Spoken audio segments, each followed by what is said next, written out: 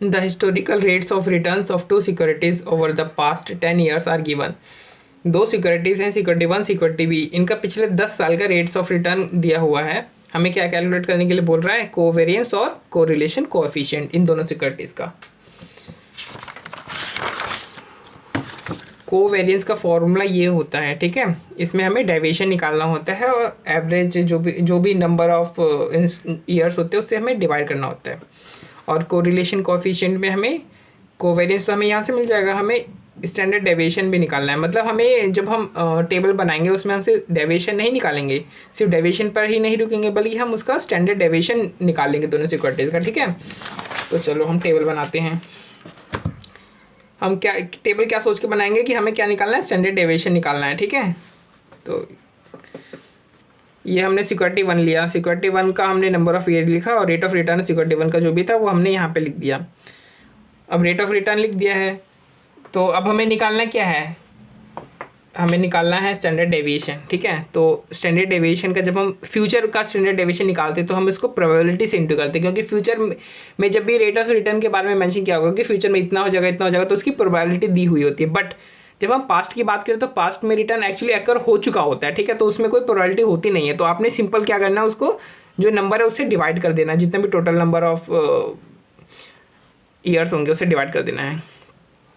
तो हमें रिटर्न्स हमें मिल गया। इसका हमें एक्सपेक्टेड डिविडेंड किस तरीके से निकलेगा, हम सिंपल इसको, या फिर ओवरऑल डिविडेंड कैसे निकलेगा, इसको हम लोग सिंपल क्या करेंगे, नंबर ऑफ कितना नंबर है 10 ईयर्स है ना, 148, टोटल क्या 148 डिवाइड बाय 10 कर देंगे तो 14.8 निकल आएगा। ये हमारा एक्सपेक्टेड डेविएशन निकल जाएगा।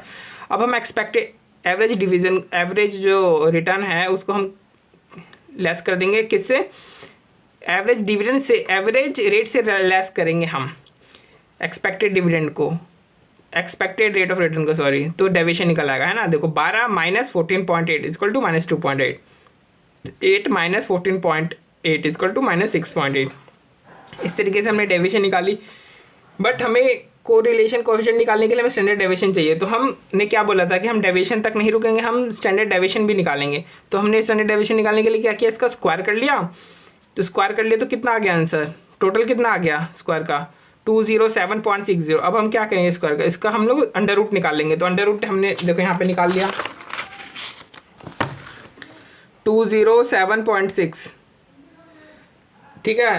207.6 का हमने क्या किया, स्टैंडर्ड डेविएशन निकालने के लिए, ये देखो ये होता है ना, ये हमने निकाल लिया सिग्मा मतलब टोटल।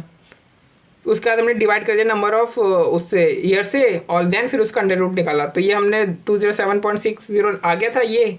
अब हमने डिवाइड बाय एन कर दिया, यानी डिवाइड बाय 10 कर दिया और फिर उसको अंडर रूट कर दिया। देखो अरे कहाँ गया, है ना, देखो डिवाइड बाय 10 कर दिया फिर उसको अंडर रूट कर दिया। तो कितना आ गया स्टैंडर्ड डेविएशन हमारा पास्ट का, 4.56 है। ये सिक्योरिटी वन का है। इसी तरीके से हमें क्या करना है, सिक्योरिटी बी का भी हमें स्टैंडर्ड डेविएशन निकालना है। तो वही सिक्योरिटी बी का हमने रिटर्न जितनी 5 साल की पास्ट ईयर्स की आई थी वो हमने रखा, इसका हमने डिवाइड बाय 10 कर दिया तो हमारी एक्सपेक्टेड रिटर्न आ गई। फिर average return minus expected return का डेविएशन आ गया, डेविएशन का स्क्वायर कर दिया, स्क्वायर का टोटल करके फिर हमने डिवाइड बाय एन मतलब नंबर ऑफ कितना 10। तो 84 डिवाइड बाय 10 कितना करेगा, 8.4 आ गया। अब 8.4 को हमने क्या किया, स्क्वायर रूट निकाल दिया फॉर्मूले के अकॉर्डिंग। देखो 8.4 का हमने स्क्वायर रूट निकाल दिया तो कितना आ गया, स्टैंडर्ड डेविएशन 2.9 आ गया, ठीक है। तो अब हमें क्या निकालना है, हमने ये सारी चीज़ें निकाल लिया। अब हमें सिर्फ कोवेरियंस के फॉर्मूले में सारी चीज़ें पुट करनी है। तो स्टैंडर्ड डेविएशन कितना है, स्टैंडर्ड डेविएशन नहीं, स्टैंडर्ड डेविएशन तो निकल गया। अब हमें निकालना है डेविएशन। देखो सिक्योरिटी वन का डेविएशन और सिक्योरिटी टू के डेविएशन को इनटू कर दो, और फिर जो भी प्रोडक्ट आएगा जितने भी साल का, उन सब के साल का क्या करना है, अपने को टोटल करना है। तो देखो सिक्योरिटी वन का डेविएशन, सिक्योरिटी टू का डेविएशन, देखो हमें डेविएशन का स्क्वायर नहीं लेना सिर्फ, क्योंकि कोवेरियंस में सिर्फ डेविएशन होता है, डेविएशन का स्क्वायर नहीं होता है। तो हमें क्या करना है, डेविएशन को लेना है, इन दोनों को इनटू कर देना है, इन दोनों का प्रोडक्ट कर देना है, फिर सारी प्रोडक्ट का हमें टोटल कर देना है। तो कितना आ गया आंसर, -8। अब -8 को क्या करना है, डिवाइड करना है एन से, नंबर ऑफ इंस्टेंसेस कितने हैं 10। तो -8 डिवाइड बाय 10 तो कितना आ जाएगा अपना, देखो -8 डिवाइड बाय 10 कर दे कितना आ गया, -0.8। तो फॉर्मूले में सिंपल हमने फिगर किया, हमारा आंसर आ गया। अब हमें निकालना है कोरिलेशन कोएफिशिएंट। कोवेरियंस सबसे पहले तो डालो, कोवेरियंस कितना -0.8, कितना -0.8 डाला। Standard deviation of 1 into standard deviation of 2, तो स्टैंडर्ड डेविएशन ऑफ 1 कितना आ रहा है, क्या जरूरत है, स्टैंडर्ड डेविएशन 1 तो यहाँ रहे ना 4.56, तो 4.56 इंटू स्टैंडर्ड डेविएशन 2 कितना, 2.90 करोगे तो कितना आ गया, आपका आंसर आएगा -0.0605। तो ये आपका कोरिलेशन कोफिशिएंट आ गया। सिंपल आपने आंसर में फिगर फॉर्मूले में आपने फिगर पुट करनी है, आपका आंसर निकल आएगा।